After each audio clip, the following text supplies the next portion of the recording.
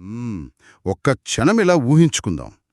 ఒక అద్భుతమైన మానసిక శక్తి మనకుందనుకుందాం. ఓకే.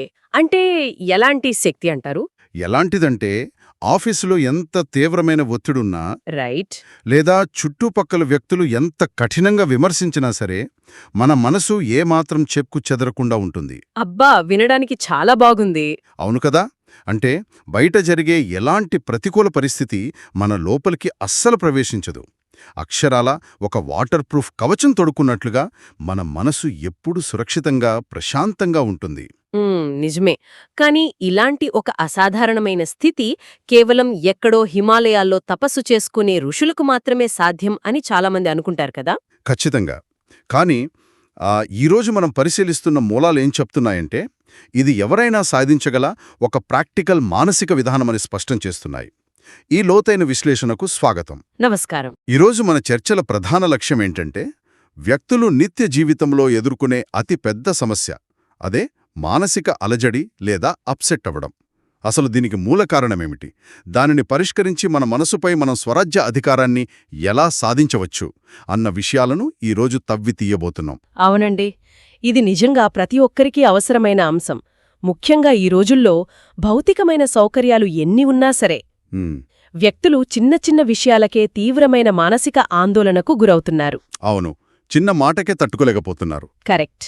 అయితే ఈ మూలాల ప్రత్యేకత ఏమిటంటే, ఇవి కేవలం సమస్యను వేదాంత ధోరణిలో వదిలేకుండా దానికొక ఖచ్చితమైన ఆచరణాత్మకమైన పరిష్కారాన్ని అందిస్తున్నాయి. ఇది ఒక సైకలాజికల్ ఫ్రేమ్వర్క్ లాగా ఎలా పనిచేస్తుందో చాలా స్పష్టంగా వివరించారు. నిజమే. ఇంకో విషయం ఏంటంటే, ఈ పత్రాలను చదువుతున్నప్పుడు నన్ను బాగా ఆకర్షించిన పాయింట్ ఒకటుంది. ఏంటది? సాధారణంగా ఆధ్యాత్మిక గ్రంథాలనగానే చాలా పాతకాలపు పదాలు, అర్థం కాని శ్లోకాలుంటాయని మనం అనుకుంటాం కదా. అవును, కొంచెం క్లిష్టంగా ఉంటాయి. కానీ ఇందులో ఆధునిక కాలానికి చెందిన వాటర్ ప్రూఫ్ ఇంకా అప్సెట్ లాంటి వాడుక పదాలను ఉపయోగించి ఎంత లోతైన అర్థాన్ని వివరించారో చూస్తే చాలా ఆశ్చర్యం వేసింది నాకు. అవునండి, ఆ పదప్రయోగం చాలా క్యాచీగా ఉంది. అయితే ఇక్కడొక చిన్న ప్రశ్న వస్తుంది. మన మనస్సును ఈ వాటర్ ప్రూఫ్ స్థితిలో ఉంచుకోవాలంటే ముందుగా మన ఆలోచనా విధానం తీసుకోవడం అనే స్థాయి నుండి ఇవ్వడం అనే స్థాయి వైపు మారాలని ఈ మూలాలు చెబుతున్నాయి కదా. అవును. అంటే ఒక మాస్టరు దాతగా మారాలి అంటున్నారు. ఇక్కడే గ్రంథంలో కల్పవృక్షం వేర్లు అనే ఒక అద్భుతమైన అనాలజీని వాడారు. దీన్ని కొంచెం మనకోసం విడమర్చి చెప్తారా? తప్పకుండానండి. ఒక బ్రహ్మాండమైన చెట్టును మనం చూసినప్పుడు దాని కొమ్మలు, ఆకులు, పువ్వులు, పండ్లు మనల్ని ఆకర్షిస్తాయి కదా. అవును. కాని ఆ చెట్టు మొత్తానికి ప్రాణాధారం ఎక్కడుందో ఎవ్వరూ పెద్దగా గమనించరు. ఆ ప్రాణాధారమే వేర్లు. రైట్.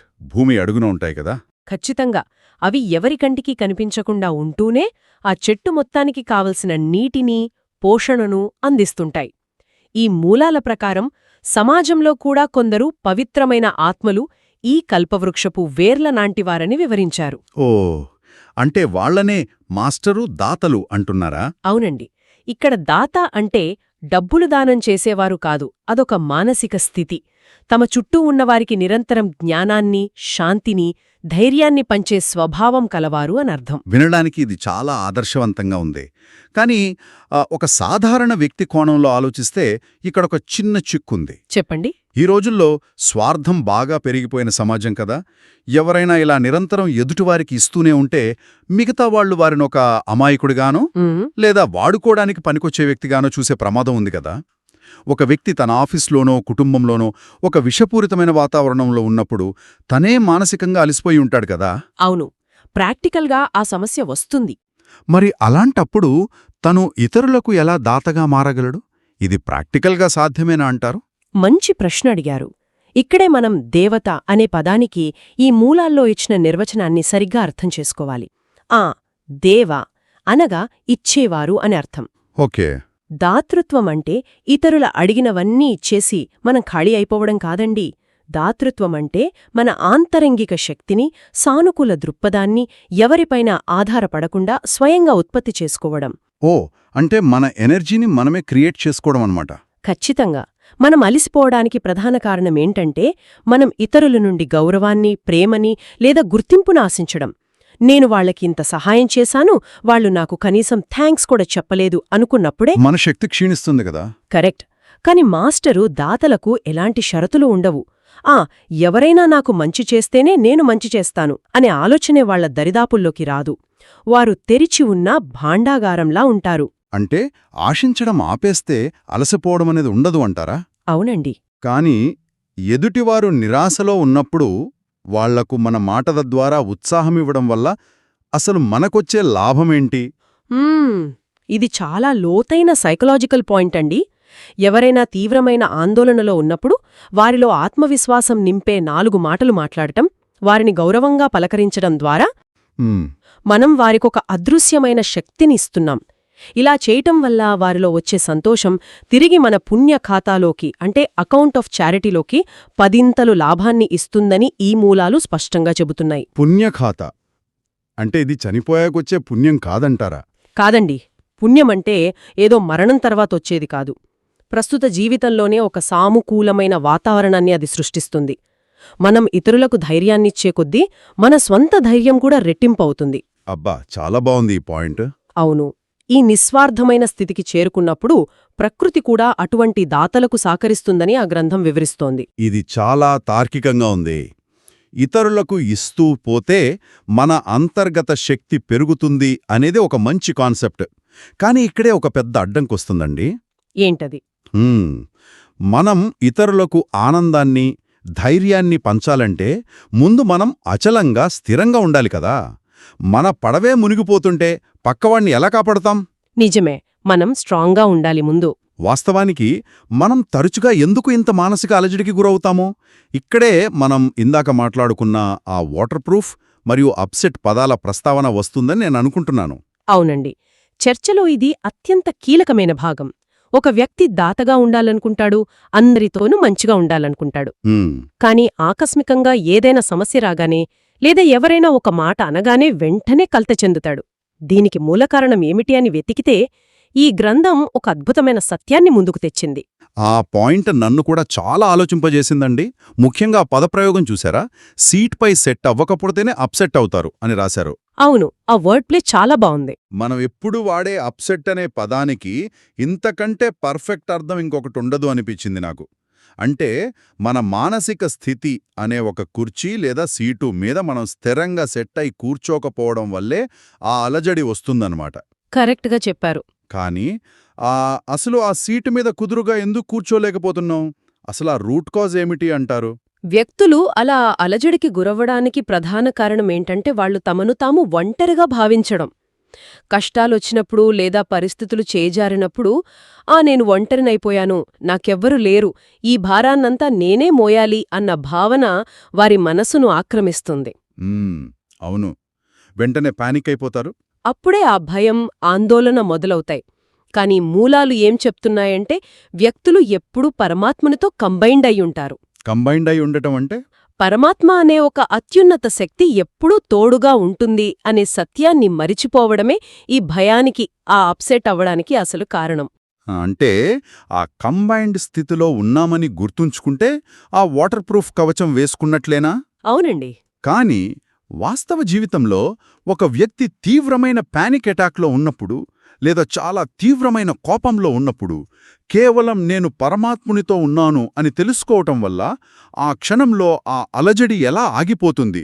అసలు ఆ మెకానిజం ఎలా పనిచేస్తుందంటారు? మీరడిగింది చాలా ముఖ్యమైన ప్రశ్న. ఇది కేవలం మాటలతో చెప్పుకునే సర్దుబాటు కాదండి. ఎలాగైతే ఒక వాటర్ ప్రూఫ్ జాకెట్ వేసుకున్న వ్యక్తి ఎంత పెద్ద వర్షంలోనైనా తడవకుండా ఉంటాడో, పరమాత్ముని ఛత్రఛాయ కింద ఉన్నామని, ఆయనతో మనం కంబైండ్ అయి ఉన్నామని దృఢంగా విశ్వసించే వ్యక్తికి ఆ విశ్వాసమే ఒక రక్షణ వలయంగా మారుతుంది.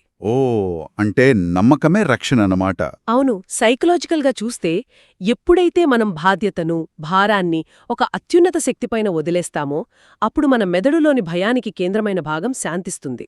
రైట్, రిలాక్స్ అయిపోతాం. ఆ మానసిక స్థిరత్వమే వారిని సురక్షితంగా ఉంచుతుంది. బయట వాతావరణం ఎలా ఉన్నా వారు లోపల ప్రశాంతంగా ఉంటారు. ఆ సీటు మీద వారు స్థిరంగా సెట్ అయిపోతారన్నమాట. అర్థమైంది. ఆ భారాన్ని దించేయడం వల్ల వచ్చే ప్రశాంతత అది.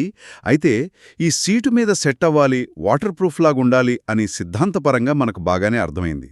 కానీ ప్రాక్టికల్గా ఆ సీటుపై స్థిరంగా ఎలా కూర్చోవాలి? ఆచరణలో పెట్టడం కష్టమంటారు. అవును. ఎందుకంటే చాలాసార్లు మనం అనుకుంటాం ఈరోజు నేను ఎవరిపైనా కోప్పడకూడదు అని, లేదా ఆ చెడు అలవాటు వైపు వెళ్ళకూడదు అని. కానీ ఒక ఆకస్మిక పరిస్థితి ఎదురైనప్పుడు మన ఆలోచనలు, మన ఇంద్రియాలు మనల్ని లాగేస్తుంటాయి కదా. అవునండి, కంట్రోల్ తప్పుతుంటాం. నేనా మాట అనకూడదనుకున్నాను, కానీ నోట్లోంచి వచ్చేసింది అని తర్వాత బాధపడుతుంటాం. అసలు మన ఇంద్రియాలను, మన భావోద్వేగాలను మన కంట్రోల్లో ఎలా ఉంచుకోవాలి? దీనికోసం మూలాల్లో ఇంకొక చక్కటి ఉపమానాన్ని వాడారు. ఒక రాజు మరియు అతని సేవకుల ఉదాహరణ. రాజు, సేవకులు. ఒక రాజ్యంలో రాజు ఆజ్ఞయిస్తాడు, సేవకులు ఆ ఆజ్ఞను శిరసవహిస్తారు కదా. ఇక్కడ మన శరీరంలో, మన మనసులో కూడా అచ్చం అలాంటి వ్యవస్థే ఉంది. మనం ఆ వ్యవస్థను సరిగ్గా అర్థం చేసుకోవాలి. ఇక్కడ 2 పదాలను చాలా స్పష్టంగా వాడారు. ఏంటవి? కరణ్హార్ మరియు కరావన్హార్. ఈ పదాలకు అర్థమేమిటి? అంటే మనమే ఆ రాజు, మనమే సేవకులమా? ఒక రకంగా అంతేనండి. చేసే కర్మేంద్రియాలను, అంటే మన కళ్ళు, చెవులు, నోరు, చేతులు మరియు మన కోపం, భయం లాంటి భావోద్వేగాలను, వీటిని కరణ్హార్ అంటారు. అంటే చేసేవి లేదా సేవకులన్నమాట. ఇక ఆ ఇంద్రియాల ద్వారా పనులను చేయించే అంతర్గత చైతన్య శక్తి, అంటే ఆత్మను కరావన్హార్ అంటారు. అంటే చేయించేవాడు లేదా యజమాని అన్నమాట. ఖచ్చితంగా. సమస్య అంతా ఎక్కడ వస్తుందంటే, కరావన్హార్ స్థానంలో ఉండి ఆజ్ఞాపించాల్సిన యజమాని ఆ కరణ్హార్ అనే సేవకుల ఆధీనంలోకి వెళ్ళిపోవడం. అంటే యజమాని ఎవరో, పనివాడెవరో మనం కన్ఫ్యూజ్ అవుతున్నామన్నమాట. అవునండి. మనం ఒక పని చెయ్యకూడదు అని లోపల ఆత్మ, అంటే యజమాని చెబుతున్నా, మన ఇంద్రియాలు, అంటే ఆ సేవకులు వినకుండా ఆ పని చేసేయడం వల్లనే మనలో ఈ మానసిక ఘర్షణ వస్తుందంటారా? అంటే దాని కాగ్నిటివ్ డిసోనెన్స్ అంటాం కదా. సరిగా పట్టుకున్నారు. మనకు తెలుసు ఒక పని చేయడం తప్పు అని, అయినా చేసేస్తాం. ఎందుకంటే అక్కడ యజమాని బలహీనపడ్డాడో. కరెక్ట్. వ్యక్తులెప్పుడైతే తాము కరావన్హార్ అనే స్మృతిలో, అంటే అవేర్నెస్లో ఉంటారో, అప్పుడు తమను తాము ఒక రాజుగా, స్వరాజ్య అధికారిగా భావిస్తారు. స్వరాజ్య అధికారి పదం చాలా బాగుంది. అవును. స్వరాజ్యమంటే తన రాజ్యంపై, అంటే తన మనసుపై, తన ఇంద్రియాలపై తనకు పూర్తి అధికారం ఉండటం. ఆ స్థితిలో ఉన్నప్పుడు మీ ఇంద్రియాలు లేదా మీ భావోద్వేగాలు మీ అదుపు తప్పుతాయన్న మాటే ఉండదండి. రైట్. మీ సహనం, మీ ధైర్యం లాంటి శక్తులన్నీ మీరడగగానే చిత్తం ప్రభూ అంటూ మీకు సమయానికి హాజరవుతాయి. ఈ పాయింట్ చాలా అద్భుతంగా ఉందండి. ఆ చిత్తం ప్రభు అనడం అంటే పరిస్థితి అంతా చేజారిపోయి పెద్ద గొడవ జరిగిపోయాక తీరికగా అరెరే నేను కొంచెం ఓర్పు వహించి ఉంటే బాగుండేది అని బాధపడటం కాదు. అవును. అప్పుడు బాధపడి ప్రయోజనం లేదు. ఆ నిర్దిష్టమైన క్షణంలో ఒకరు మనల్ని రెచ్చగొట్టిన ఆ సెకండ్లోనే మన లోపలి సహనశక్తి ఒక నమ్మకమైన సేవకుడిలాగా మన ముందుకు వచ్చి నిలబడాలి. దానికి మనం అధికారులవ్వాలి. ఎమోషన్స్కు బానిసలుగా కాకుండా మన మనస్సుకు మనం నిశ్చింత చక్రవర్తులుగా మారాలి అని మూలాలు చెబుతున్నాయి. అవునండి. ఇక్కడే ఆ పాజ్ గురించి మనం మాట్లాడుకోవాలి కదా. ఒక విషయం జరిగిన వెంటనే స్పందించకుండా యజమానిగా ఒక క్షణం ఆగి ఆలోచించడమే స్వరాజ్యాధికారం. అవును. ఆధీనులుగా కాదు, అధికారులుగా ఉండాలని మూలాలు పదే పదే నొక్కి చెబుతున్నాయి. ఒకవేళ ఇంద్రియాలు మీ కంట్రోల్లో లేవంటే ఏదో ఒక బాహ్య ఆకర్షణ లేదా పరిస్థితి మిమ్మల్ని శాసిస్తోందని అర్థం. చాలా డేంజర్ అది. అందుకే ఆ ఆత్మస్మృతి ఎప్పుడూ మేల్కొని ఉండాలి. అది చైతన్యవంతంగా, యాక్టివ్గా ఉండాలి. మనం పరిస్థితుల్లో లీనమైపోయి మన అస్తిత్వాన్ని మర్చిపోతే ఆ పరిస్థితులే మనల్ని లాగేస్తాయి. సరే, ఇదంతా వింటుంటే ఇది పూర్తిగా ఒక వ్యక్తిగత స్థాయికి సంబంధించిన విషయంలా అనిపిస్తోంది నాకు. ఒక వ్యక్తి తన ఇంద్రియాలను అదుపు చేసుకుని ఎవరిపైనా ఆధారపడకుండా దాతగా మారి వాటర్ ప్రూఫ్గా తయారయ్యాడనుకుందాం. ఓకే. కాని సమాజంలో ఒకే ఒక్క వ్యక్తి మారితే సరిపోతుందా? ఇలా మారిన ఒక స్వరాజ్య అధికారి మిగతా ప్రపంచానికి ఎలా దారి చూపుతాడు? ఈ పాయింట్ దగ్గరే మనం మూలాల్లో ఉన్న ఇంకొక లోతైన కాన్సెప్ట్కు వెళ్తున్నాం. అదే సంఘటన శక్తి. అవును, సంఘటన శక్తి మరియు జ్వాలారూప యోగం. ఈ పదాలు వినడానికి కాస్త భిన్నంగా ఉన్నాయి. అసలు జ్వాలారూపమంటే ఏమిటి? ఇక్కడ జ్వాల అంటే తీవ్రమైన అగ్నిమంట అండి. దీన్ని అర్థం చేసుకోవడానికి ఒక చిన్న ఉదాహరణ చూద్దాం. చెప్పండి. చిమ్మ చీకటిగా ఉన్న ఒక దట్టమైన అడవిలో కొందరు వ్యక్తులు దారి తప్పారనుకోండి. భయంతో గందరగోళంతో వాళ్ళు దిక్కుతోచక నిలబడి ఉన్నప్పుడు దూరంగా ఒక ఎత్తైన ప్రదేశంలో ఒక ప్రకాశవంతమైన మంట కనిపిస్తే వాళ్ళకి ఏమనిపిస్తుంది?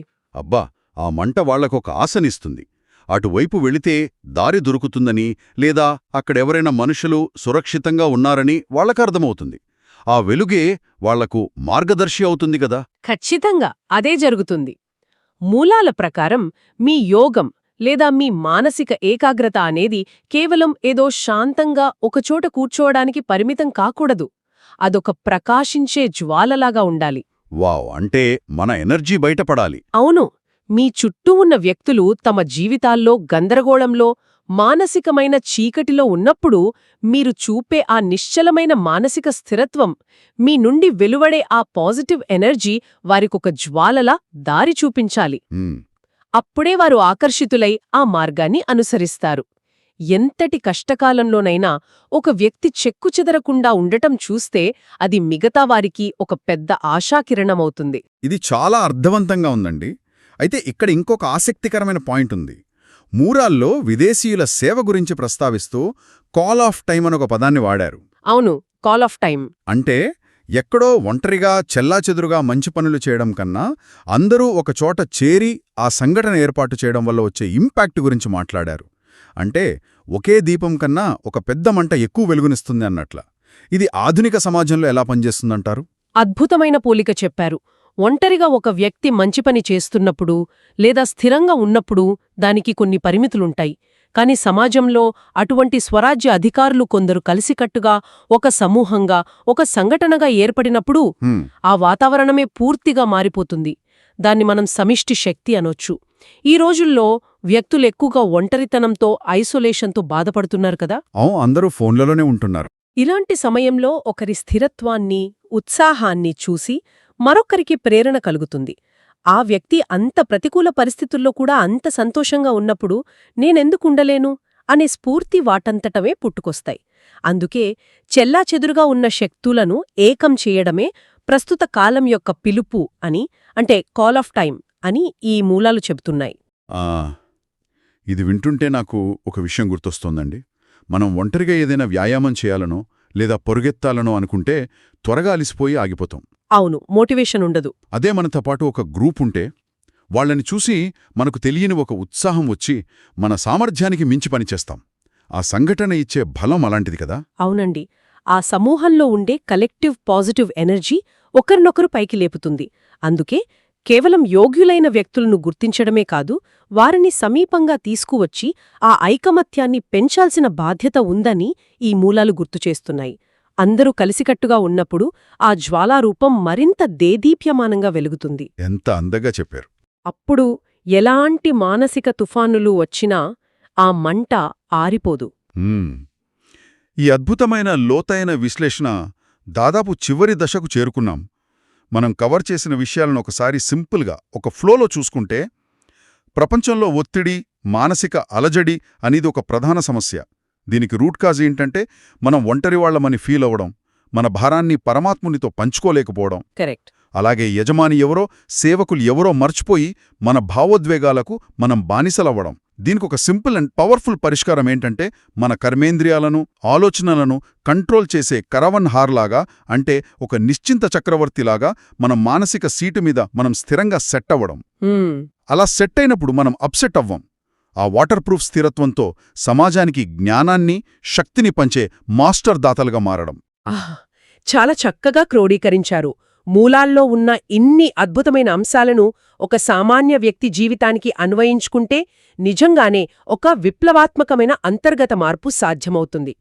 ఇది కేవలం ఏదో వేదాంతం చదివి వదిలేసే విషయం కాదండి. అవును, ఇది రోజువారీ జీవన విధానం. దాతృత్వం, మానసిక స్థిరత్వం మరియు ఐకమత్యం, ఈ మూడు ఒకదానితో ఒకటి విడదీయరాని విధంగా అనుసంధానమయ్యున్నాయి. నిజమే. ఈ చర్చను ముగించే ముందు ఈ మూలాల సారాంశం నుండి ఒక స్ఫూర్తిదాయకమైన సందేశాన్ని అందరికీ అందించాలనుకుంటున్నాను. ఈ సందేశం ఏమిటంటే, బయటి పరిస్థితులు ఎంత అల్లకల్లోలంగా ఉన్నా మన మనస్సును మన అధీనంలో ఉంచుకునే స్వరాజ్యాధికారిగా మారాలి. ఖచ్చితంగా. ఎప్పుడైతే మనం నిస్వార్థంగా ఇతరులకు ధైర్యాన్ని, సంతోషాన్ని ఇచ్చే మాస్టర్ దాతగా ఉంటామో అప్పుడు ఈ ప్రకృతి కూడా మనకు సహకరిస్తుంది. మూలాల్లో ఒక అందమైన వాక్యముంది. మన ముఖం ఎప్పుడు వాడిపోని వికసించిన ఆత్మిక గులాబీలాగా సంతోషంతో వెలిగిపోవాలి. ఎవరైనా చూస్తే అబ్బా వీళ్ళకి ఏ ఆనందం దొరికింది, ఎంత సంతోషంగా ఉన్నారు అని అడిగేంత ప్రశాంతంగా ఉండాలి. ఆ వికసించిన గులాబీ ఎనాలజీ నిజంగానే చాలా అందమైనది, అలాగే శక్తివంతమైనది కూడా. ఎంత ఎండ ఉన్నా లేదా ఎంత చీకటి ఉన్నా గులాబీ తన సువాసనను ఎన్నటికీ కోల్పోదు కదా. అలాగే ఒక స్వరాజ్య అధికారి ఆనందం కూడా బయటి పరిస్థితులపై ఆధారపడి ఉండదు, అది లోపలి నుండి సహజంగా ఉద్భవిస్తుంది. అవును. అలాగే ఈరోజు మన విశ్లేషణ నుండి గ్రహించిన పవర్ఫుల్ టేకవే లైన్ ఏంటంటే, మన మానసిక సీటుపై మనం సెట్టయి ఉంటే మన భద్రతా బాధ్యత పరమాత్మునిది. కాని మనం మా సీటు మీద నుండి దిగిపోయి అప్సెట్ అయితే ఆ అల్లకల్లోలానికి బాధ్యత పూర్తిగా మనదే. వావ్, చాలా పవర్ఫుల్గా ఉంది. అవును. ఈ ఒక్క వాక్యం మన జీవితం తాలూకు కంట్రోల్ను తిరిగి మన చేతుల్లోనే పెడుతోంది కదా. మనం పరిస్థితులకు ఆధీనులమా లేక అధికారులమా అనేది ఆ ఒక్క సీటు మీద ఆధారపడి ఉంది. అవునండి, ఇది మనల్ని మనం జవాబుదారీగా చేసుకునే ఒక అత్యుత్తమ విధానం. మన ప్రతిచర్యలకు, మన ఎమోషన్స్కు మనమే బాధ్యులం అన్న స్పృహనిది మనలో మేల్కొల్పుతుంది. మన కోపానికో, మన బాధకో వేరొకరిని నిందించడం మానేసి మన స్వరాజ్యాన్ని మనం చేజిక్కించుకోవాలి. సరిగ్గా చెప్పారు. ప్రారంభంలో మనం మానసిక తుఫాన్ల గురించి, వాటి నుండి రక్షించే వాటర్ ప్రూఫ్ కవచం గురించి మాట్లాడుకున్నాం కదా. ఈ సుదీర్ఘమైన సంభాషణ విన్న తర్వాత అందర్నీ ఒక లోతైన ఆలోచనతో వదిలిపెట్టాలని అనుకుంటున్నాను. మన లోపల అద్భుతమైన శక్తులు ఉన్నాయి. అనంతమైన సహనం, ప్రగాఢమైన శాంతి, ఎవరినీ ద్వేషించని ప్రేమ, ఇవన్నీ మన ఆజ్ఞ కోసం ఎదురుచూసే సేవకులు. కాని ఒక ఆపద వచ్చినప్పుడు లేదా ఎవరైనా మనల్ని రెచ్చగొట్టినప్పుడు ఆ శక్తులు చిత్తం ప్రభూ అంటూ వెంటనే మనకోసం వస్తున్నాయా? లేదా పరిస్థితి అంతా చేయి జారిపోయి సంబంధాలు చెడిపోయాక తీరికగా వస్తున్నాయా? చాలా వ్యాలిడ్ పాయింట్ ఇది. మనస్కు రక్షణ కవచం లేకపోయినా పర్వాలేదు అన్నట్లు ఆ అలజడి తుఫానులో తడవడానికి మనం ఇంకా ఎందుకు సిద్ధంగా ఉండాలి? రేపటి గురించి ఆలోచిస్తూ భయపడే బదులు, పరిస్థితులను నిందించే బదులు, ఒక వ్యక్తి తన ఆంతరంగిక రాజ్యాన్ని ఏలే రాజుగా ఈ క్షణమే ఎందుకు మారకూడదు? ఈ ప్రశ్న గురించి తప్పకుండా ఆలోచించండి. మళ్ళీ మరొక లోతైన విశ్లేషణతో కలుద్దాం.